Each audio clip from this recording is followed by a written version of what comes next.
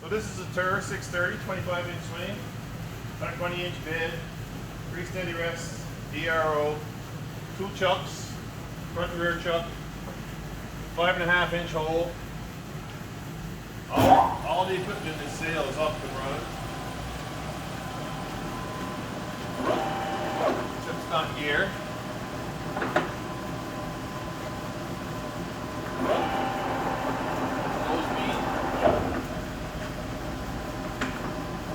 It's a good machine.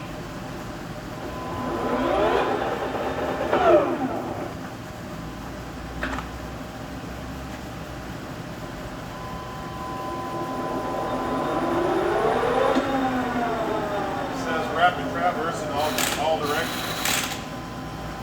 I remember how they operate it. Let's come along the tail top.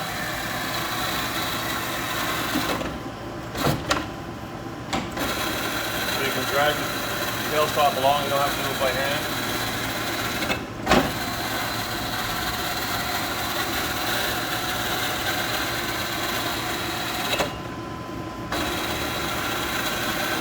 It's a nice machine, it's my favorite.